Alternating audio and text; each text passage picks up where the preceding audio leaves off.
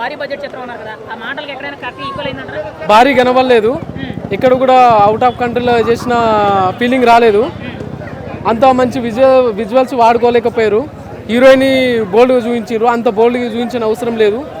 కానీ రామాయణం మహాభారతం మళ్ళీ ఇంకో సీరియల్ అయితే తీసిండు ప్రభాస్ వచ్చేంత వరకు. అంటే మహాభారతం డైరెక్టర్ని తీసుకొచ్చి సినిమా తీశారని చెప్పి మంచు విష్ణు గారే చెప్పారు. అంటే సీరియల్ టైప్లోనే ఉందా సినిమా? సీరియల్ టైపే, చాలా లాగు, ఫైట్స్ చాలా లాగు. ప్రభాస్ సీక్వెన్స్ ఎలా ఉన్నాయి? ప్రభాస్కి విష్ణుకి వీళ్ళిద్దరికి ఫైట్ ఏమైనా అలాంటివి ఏమన్నా? ఫైట్ సీన్ ఏం లేదు కానీ మంచి బాండింగ్ సీన్లు ఉన్నాయి. ఒక భక్తునికి శివునికి మంచి బాండింగ్ సీన్ ఉంది.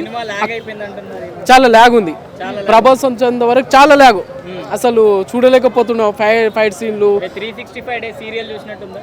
అంతే, రామాయణం మహాభారతం సీరియల్ ఎలా చూస్తామో సేమ్ దీనికి దానికి తేడా ఏముండదు.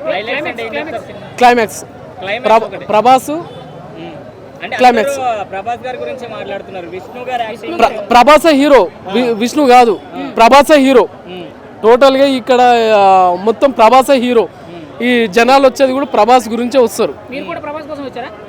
నేను సినిమా గురించి వచ్చిన, కానీ నాకు సినిమా డిపెండ్ చేసింది. ఇప్పుడు ఈ సినిమాలోని మంచు ఫ్యామిలీలో పిల్లలు మా దగ్గర డబ్బు లేదు, మేము ఏదో అనుకుని ప్రభాస్ గారు ఉంటే బిజినెస్ పరంగానే తీసుకొచ్చారు.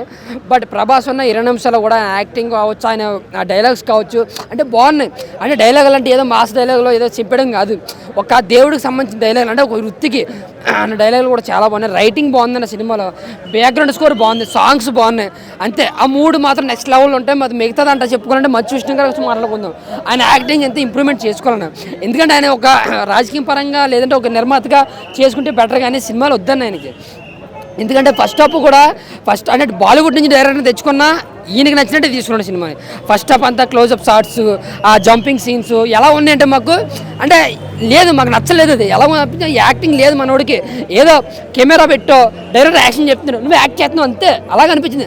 మంచి మంచి పవర్ఫుల్ డైలాగులు ఉన్నాయి. ఫస్ట్ హాఫ్లో ఒకరిని బల్లే ఊపుతుంటే అక్కడ డైలాగ్ చెప్తారు ఒక 2 నిమిషాలు. నీ అమ్మ డైలాగ్ సీన్ ఇంకెవడన్నా అయితే చించేడుతున్నాడు ఆడు, కాబట్టి ఏదో డైలాగ్ వెళ్ళిపోతుంది, ఏదో చెప్తున్నాడు అంతే, మేము చూస్తున్నాం అంతే. థియేటర్ అంతా మేము థియేటర్లో చూసినట్టు అనిపించలేదు, ఏదో ట్రోలింగ్ ఆఫీస్ లాగా అనిపించింది. ఆయన చేసిన యాక్టింగ్, డైలాగులు నవ్వులు పువ్వులు అన్నమాట. కానీ ప్రభాస్ వచ్చినప్పటి నుంచి ఒక సీరియస్గా చూడటం మొదలైంది, ఒక సీరియస్గా మేము ఆయన్ని ఇంప్రూవ్మెంట్ చేయడం మొదలైంది. ఆ డైలాగులు కానీ ఎన్నో 20 మినిట్స్ కానీ చాలా బాగుంది. బట్ పచ్చగన్నప్పుగా మారే సీన్ అంటే శివ శివ అన్న సాంగ్ నుంచి మంచు విష్ణు యాక్టింగ్ బాగుంది. అదే